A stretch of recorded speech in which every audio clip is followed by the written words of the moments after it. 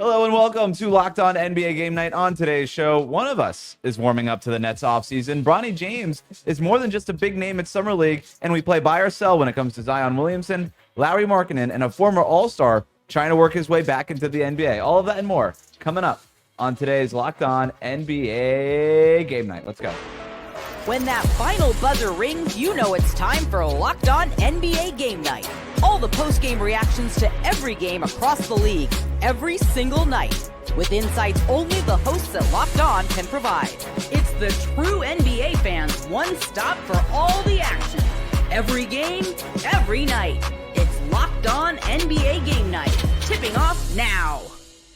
Welcome to Locked On NBA Game Night. Wes Goldberg here with Tony East. However, you might be tuning in on YouTube or on your favorite podcast app. Thanks for making Locked On NBA your first listen every day. Today's episode is brought to you by FanDuel. Right now, new customers get $150 in bonus bets when your first $5 bet wins on FanDuel.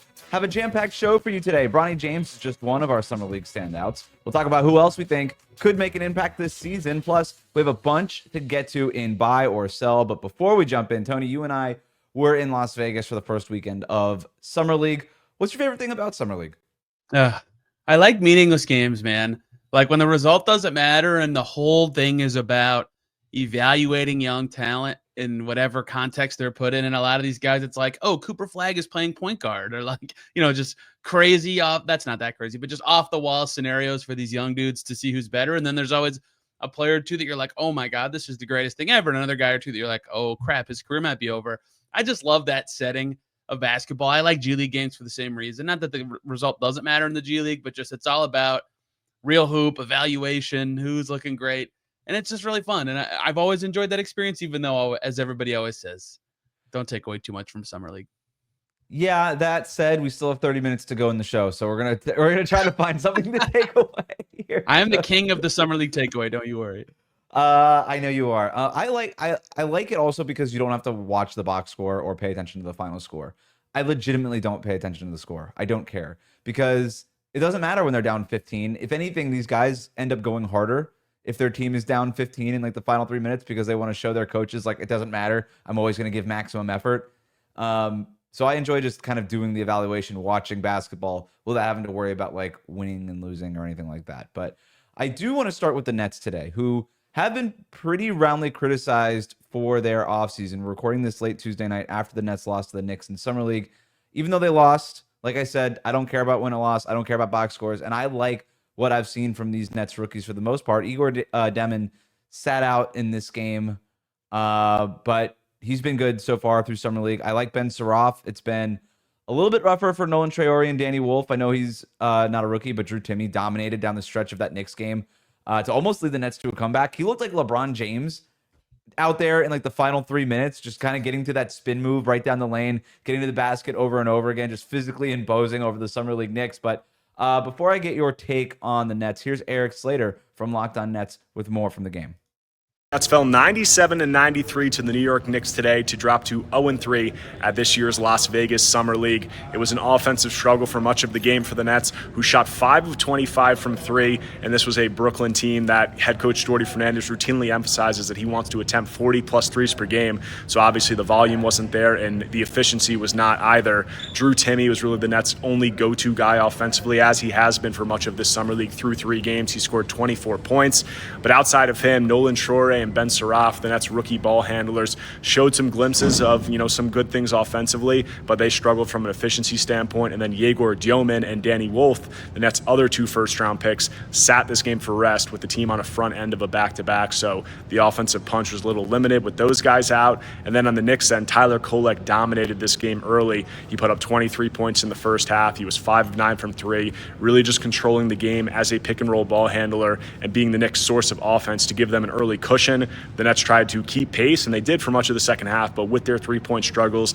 and their limited personnel, they were ultimately not able to get over the hump. So they will have one more Summer League game tomorrow to close it out, but they are all but eliminated from playoff contention. So that's a pretty solid breakdown of the game that you already said was meaningless. But let's zoom out for me, Tony. What have you thought about the Nets in their Summer League so far? Yeah, it's weird for a team like that because it's all new guys, right? And it's kind of the same thing people will be saying about their regular season, where it's like they drafted 5 guys in the first round and 3 or 4 of them should have the ball a lot. Like, good luck making that even possible. And so I get that it's a back-to-back, but I like that they're able to today stagger some of those ball handlers, right? Let Traore and Saraf have their chances. The other game, you can go with, I got to make sure I say it right. Dioman is how I believe correct. And the rest of them, like Drake Powell, all these guys, really get their chances to kind of have touches and make stuff happen, because it can't just be the Drew Timme show. Tough day for Drew Timme, who scored 24, and his points per game in summer league went down. Ugh, you can't be having that, Drew Timme.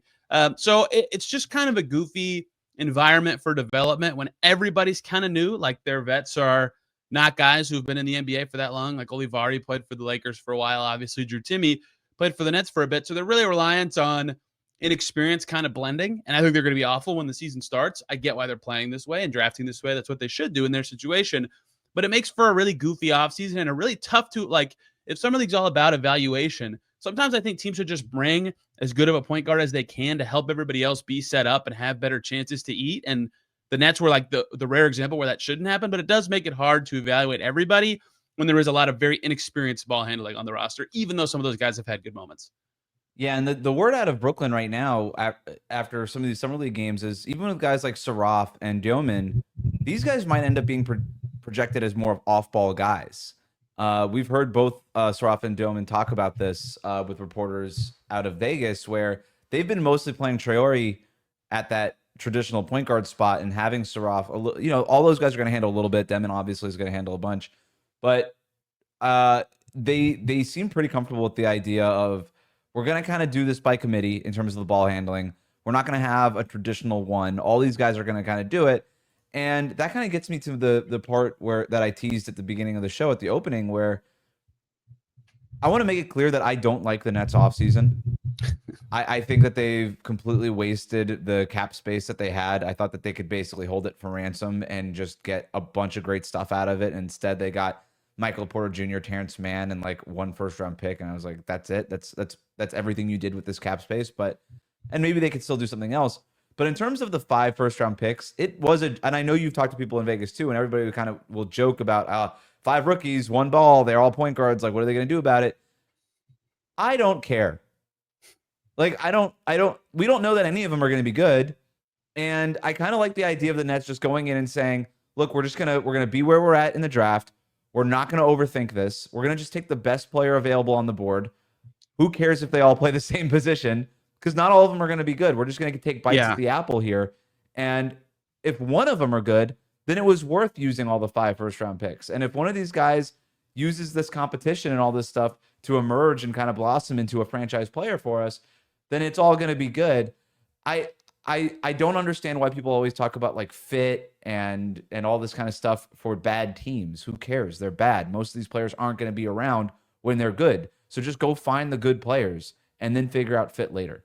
You do bring up a lot of good points. It's kind of like NFL adjacent, where some people who are like really analytics minded are like, just pick a QB every year until you get a good one. Like, that, if you're the Nets, like, pick a point guard until you find one.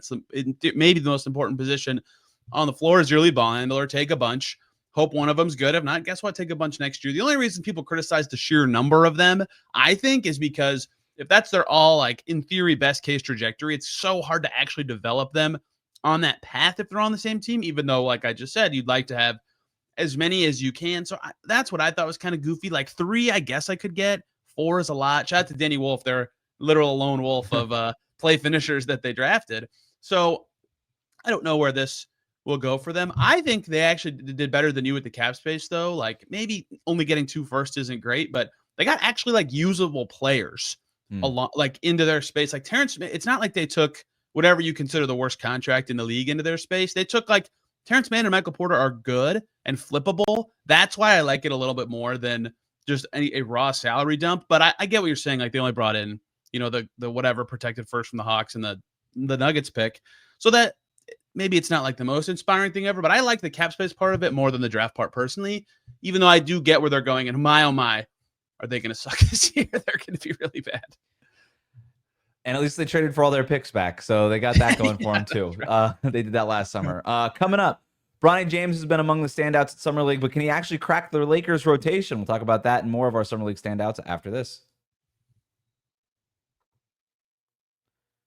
Today's episode of Locked On NBA is brought to you by FanDuel. Summer sports are in full swing, and whether you're all about baseball under the lights, golf on the green, or high-stakes soccer action, FanDuel is the best way to make every game even more exciting. You're already following the action. Why not make it a little bit more thrilling? With FanDuel, you can get in on the game while your friends are getting sunburned at the beach. I've been using FanDuel to track my favorite matchups, and the app keeps it fresh with new daily promotions and fun ways to bet. It's easy to use, fast to pay out, and makes even regular season games feel like must-watch events. Even Summer League games feel like must-watch events. Whether I'm placing a same-game parlay or watching a bet ride into the ninth inning, FanDuel makes it feel like I'm part of the action. New to FanDuel, new customers can bet just $5 and get $150 in bonus bets if your first bet wins. Open the FanDuel app today or visit FanDuel.com to get started. Thanks for tuning in to Locked On NBA Game Night. Every game, every night. The best way to support the show. Subscribe on YouTube and follow us on your favorite podcast app. Tony, you and I were both in Las Vegas. We watched a lot of these games live. Let's talk about some Summer League standouts, and I want to talk first about Bronny James, who had 17 points the other night. We've talked about it a lot. I actually think he might be part of the Lakers rotation next year. And I don't know if that says more about Bronny or more about the Lakers rotation and their depth chart. But look, the one thing about Bronny, and I've thought this now seeing him in Vegas 2 years in a row, whatever you think about him physically, the talent, the shooting, I know the shooting comes and goes with him. He knows how to play basketball. He's in the right place. He makes the right decision for the most part. And he's kind of reliable out there. And I kind of like how he's playing right now in Vegas. He feels, last year it felt like he was a freshman in high school. This year he feels like he's a senior in high school, where there's just like a confidence about him, which should be expected after you've already been here for a year and you've played through a full NBA season. But you don't always see that with second year or third year guys in Summer League. I think you're seeing that with Bronny. And if you look at the Lakers depth chart, behind Luka, behind Austin Reeves, it's Gabe Vincent, Dalton Connect, Jordan Goodwin. I think there are minutes there for Bronny James to potentially earn with a continued good play in Summer League and a good training camp.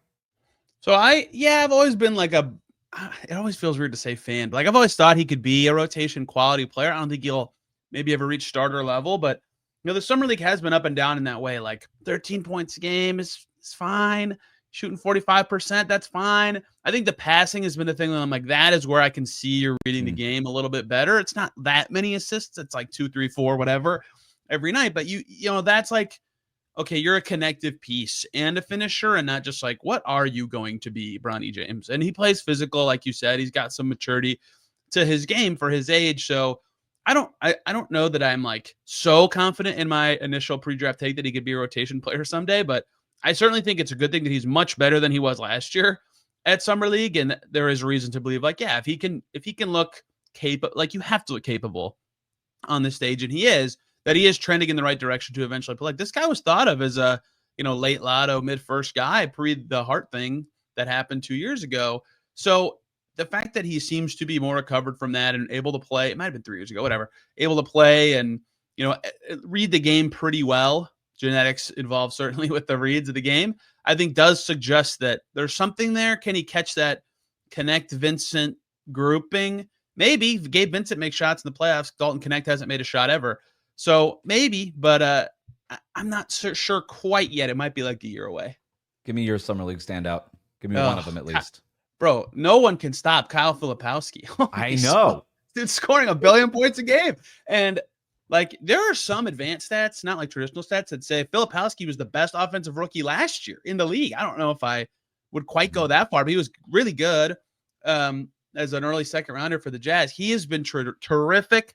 8 threes a game and making 39% of them. 8 boards a game, finishing on the inside 2, taking 11 twos.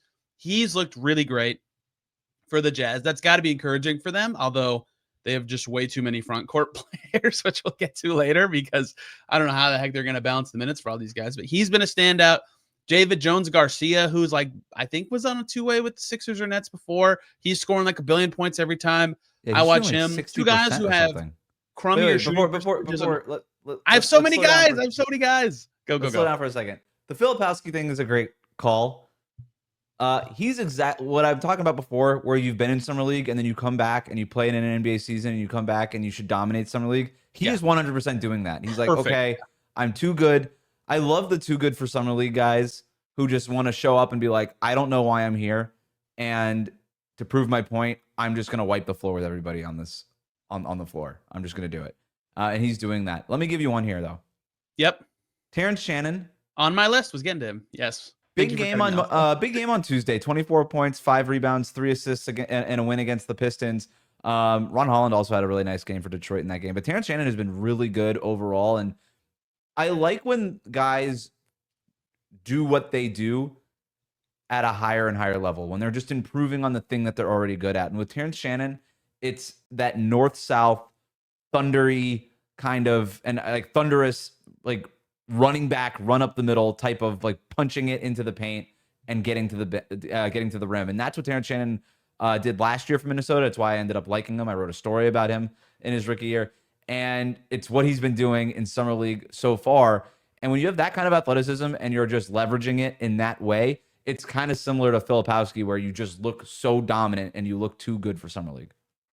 Yeah, he's been good. He was a guy I was about to bring up because he's had the ball a lot and he's done good stuff with it on like efficiency, but good enough. You know, tons of points. The thing for him that you never knew what it would amount to in the NBA. Same thing I talked about with Bronny. Big assist numbers, right? Kind of setting guys up on this Minnesota team. And the Minnesota is a good context for NBA growth because I think their whole starting 5 is NBA players, or 4 of them are on NBA contracts, right? That's a good team. And he's been a good key initiator for that group. And I think it's played pretty well. And they need like, they lost Nickeil Alexander-Walker. Who's it going to be stepping into that role? And they have a lot of young guys who might be ready for that. But I would argue, I think that Shannon is the most ready, right? And they need a young, cheap contributor on that expensive Minnesota team. So that's encouraging. The guy I was going to lump him in with, who's shooting like about the same percentage, similar points per game, but I think has been awesome. And I think is now done playing by the reporting. Matas Buzelis looked like awesome in these games. He was scoring really well. What he was doing really well is drawing fouls. I think he took 10 or 11 free throws a game.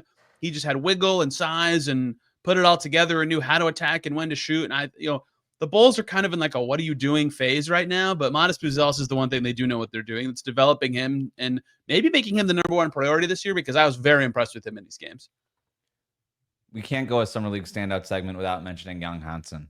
The passing is legit. Everybody called him like the new Jokic, and obviously you roll your eyes at that, but I'm like, hey, if this guy could deliver some of these kinds of dimes, and it's like not just the slick behind the back, no look stuff that some of like you'll see like a point guard do, like the fake no looks and just like the slick pass for the sake of the slick pass.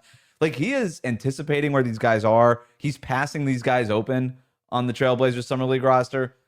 I think there's real stuff there. Yeah, he's looked so fun. Right, this is exactly what everybody said he could be, is this kind of creative passer, vision-y type. I love that his like translator has to say his favorite song is What the Helly and all this stuff here too.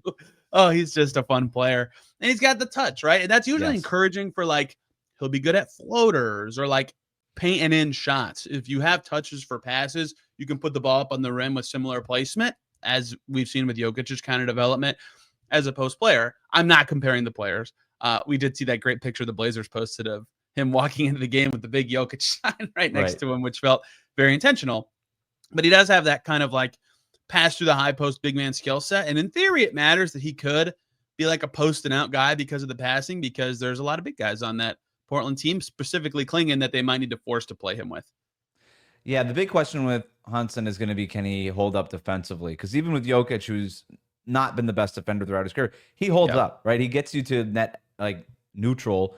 And the one thing that Jokic, he can't play all kinds of defense, but what Jokic can do is he's comfortable playing up at the level of the screen, and he's going to guard pick and roll that way.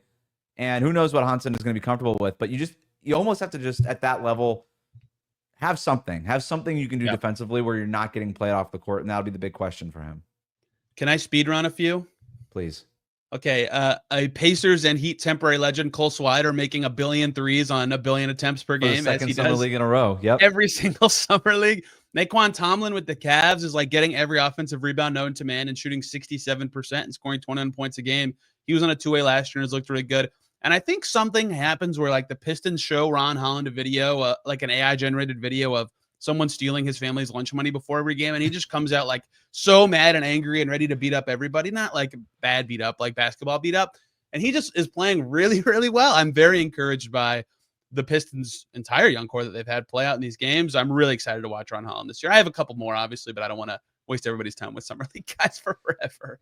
Yeah, no, I'll shout out a couple more too. Kobe Buffkin for Atlanta. Yep. The percentages haven't been there for him, but he's scoring a lot of points. I almost prefer that.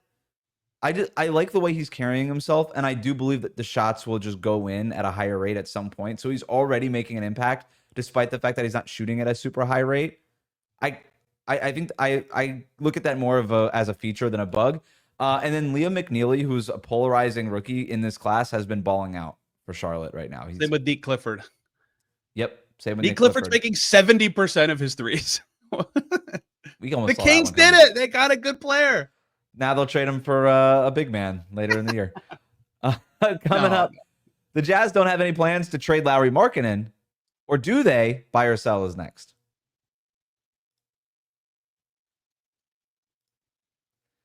Today's episode of Locked On NBA is brought to you by Hungry Root.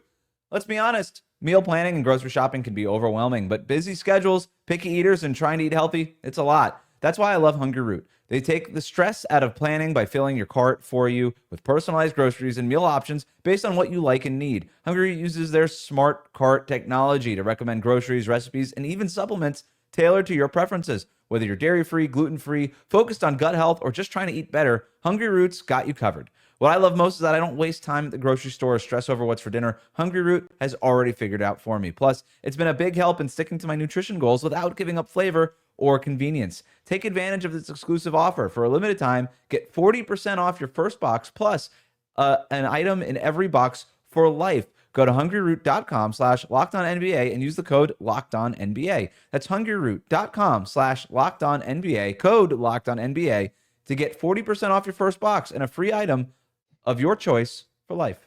We'll be right back. Thanks again for making Locked On NBA your first listen. If you're enjoying the show, make sure you hit that subscribe button on YouTube. Follow us on your podcast app. It's time, Tony, for buy or sell. We're going to start in New Orleans, where they have guaranteed the $39.4 million of Zion Williamson's salary that was previously non-guaranteed. That became guaranteed today on July 15th. The remaining 2 seasons will remain non-guaranteed unless Zion reaches the games played criteria for this season and next season. But the story here is that Zion's $39 million contract officially guaranteed for the upcoming season, despite all the noise around Zion on the Pelicans. So, Tony, buy or sell Zion being a part of the Pelicans' future? Yeah, there was some reporting going into the offseason that like the new front office directive would be to trade him. And then after that big lawsuit happened with his ex-girlfriend, I think. I can't remember exactly. I don't want to be misquoted on that, but a big lawsuit with Zion in it. And that's why it's news, is like, obviously he's good enough to be on the contract he has. It's just like, what is his future actually? And so I think that the Pelicans have to feel at least somewhat encouraged about what his trajectory is, and like that they need him to be good. The way they traded that draft pick, they like need Zion to play a lot and well, and they don't have a lot of other talent around him. Ingram's gone, Murray's going to miss a bunch of time. Maybe they're going to try to play these rookies, but like, you traded away your first. Is that really the goal? So this always seemed like what they were going to do it, but it's just like Zion's whole career. You just never know. You never know what this is going to look like. I am hopeful to see him play lots of games at a high level because he is good when he plays. We all are, right? And that's why I'm buying it too, is exactly what you said. They've weirdly put everything on this season. They are betting on doing something this year, at the very least making the playoffs. And so you are going to need Zion Williamson for 60 plus games to make the playoffs in the Western Conference at minimum, right? I mean, I know they traded for Jordan Poole, but like they're going to need a little bit more than that. Yes, maybe 70 games. But that's why I'm buying it as Zion being a part of the Pelicans' future, because they need him. They need him because they don't have any other like really awesome elite players. Let's go, Jordan Poole. Let's go, Jordan Poole. Save the Pels. Speaking of injuries, Derek Lively had surgery to clean up bone spurs in his right foot and is expected to be healthy for training camp in September, according to reports. Tony, buy or sell this as a serious issue for the Mavericks? It's never good because it's surgery, and they clearly waited till this point in the offseason because the hope would be that it wouldn't require surgery, right? So that's not good. On one hand, it's like, whatever, it's July 15th. They don't meaningfully need him to do anything for 2 months. On the other hand, it's the Mavs, who right now are dealing with Anthony Davis recent surgery, albeit not to any muscle or bone thing. Kyrie Irving out. A lot in the air with like what their direction should be, although it's been pretty clear they're going to try to win. And now this, it's like, what? Like, if one of these guys is worse or impacted by this early in their season, do they not start as well? Do they want even Kyrie to come back, even though his schedule sounds like he could return next year, even though I don't think he should? I'm projecting a little bit. I'm selling that it's a problem for the Mavs because it's not a huge deal to have surgery at this point of July, but I'm buying that it's like my juju for the Mavs is off already and the season hasn't even started. I'm buying it. It's not that they need him. They have Anthony Davis, who could play the 5, obviously. They still have Daniel Gafford. It's not like their season is going to go haywire if Derek Lively doesn't play a whole lot of games. Right. But to your point, Anthony Davis is not exactly the most healthy player. And then if you lose Lively and Davis, you're suddenly down to, you go from 3 centers to 1 center in Gafford, and they might actually be trying to trade Gafford at some point. So I don't know what's really going on there. Here's the thing with Derek Lively, and it's why I'm buying this as an issue. He played 55 games as a rookie and 36 games last year. Ooh, good point. This is a guy who has had injury concerns already. And if they were, to your point, hoping that he wasn't going to need surgery, which I think is an astute observation and the right one, based on when the timing of all this, it's not a great sign that, like, you know what, dang it, this guy does need the surgery. We do need to clean this thing up with a procedure. And if there was an idea that maybe he wouldn't, and then maybe they're coming to the realization that this guy has to just, or on the other hand, maybe doctors realize, hey, if we clean this up, then maybe there won't be as many concerns, and we might as well just do this now. So who knows? I'm not a doctor, and I don't play one on podcasts, but we'll leave that one there. According to a new report from ESPN, Victor Oladipo is working toward a return to the NBA. Has not played in an NBA game since 2023. Tony, buy or sell Oladipo, making it back to the league? We are the 2 most qualified hosts of this channel to do this segment. Yeah, man. I mean, it's been a while, and he has not had one significant injury. He's had 2 and really like 2.5. I mean, if he looked like, I think I saw a video of the workout today that Vic posted himself. Like, if he looks good, I guess someone could like take a stab at it. Do I buy that he could be like a meaningful impact player? I think he's 33 now. No, I think that ship has probably unfortunately sailed. I'm buying it. I think Oladipo will play in the league, just not the NBA. A different league. Oh, that's rude. Ooh, that was tough. That's tough. I don't feel good about that. Man, he just was so dazzling, and you hate when it ends like that for guys like that. It just sucks. It's tough, and especially when guys keep trying to come back. And the Oladipo story, certainly in Miami, was always 1 step forward, 18 steps backwards, and it was rough watching that in person. But credit to him, man. Like, if he wants to work and try to get back and play professionally again, I do think that he can. All jokes aside, I think he can play internationally if that's something that he'd be interested in. But right now in the NBA, what's the team that makes sense for Victor Oladipo? We're seeing a lot of players who are healthy not get signed because of this salary cap situation. A lot of players who are healthy getting kind of pushed out of the league, let alone guys who have had the injury history and the surgery history that Oladipo The answer is probably like one of these gap year Achilles teams that like doesn't have their pick to tank. I don't know what the Bucks. I know the Pacers have their pick. I don't know if the Bucks or Celtics or Pelicans have their pick. Like, that makes the most sense to me, where wins and losses are less. Well, you're trying to win, but you kind of can't tank. That kind of situation would be like, oh yeah, let's try it. Who cares? I'll say it. Boston Celtics. There it is. All right, let's move on. Tim McMahon says the Jazz have no intentions to trade Lauri Markkanen. Buy or sell the Jazz holding on to Markkanen during this rebuild? I just don't get it, man. I mean, I'm selling that they're going to hold him for more than 12 more months. What are we doing? Like, what is going on with they sold Sexton, Clarkson's gone. Like, clearly their direction has been made obvious. I know there's been like a hint here and there, like maybe they want Drew Holiday or Jaylen Brown. Like, no, they don't. Come on. We can see what they actually do.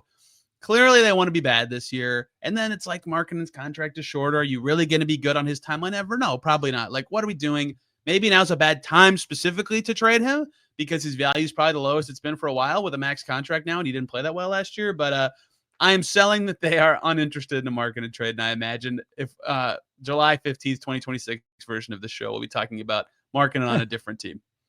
I am selling this so hard, and I am buying all of the stock in Markkanen not finishing the year in Utah. This is the Danny Ainge special, baby. Like, you could have just replaced Lauri Markkanen's name in this report with Donovan Mitchell or Rudy Gobert from a few years ago, and it's the same report. It's the same thing. I'm going to read you a quote from the report. It would be too much to describe Markkanen as untouchable, but the Jazz still project the all-star forward as a key player in their future core. Good work, Tim. Good work, Tim. One other quote. It would take quite a haul for the Jazz to consider moving Markkanen. It is the Danny Ainge special. This guy is getting traded. I bet as soon as they can get decent value for him. This is exactly how Ainge does it. No, we don't want to trade this guy. Look, but I mean, unless we got a real haul, and that's what happens. Maybe he wants to stay in Utah. I guess that's part of this. But like, the best thing that could happen to the Jazz and Markkanen is he just balls out till like December 30th, right? He looks awesome, but they can't win enough because the rest of their team stinks, and then they can move him. That is the dream Jazz season, which is really weird, but if he has 30 points on opening night, they'll just trade him the next morning. Like 30 points on 12 shots or something crazy. That'll be it. That wraps up Locked On NBA Game Night. Make sure you're subscribed on YouTube and wherever you get your podcasts. For Tony East, I'm Wes Goldberg, and this has been Game Night. Thanks for hanging out with us.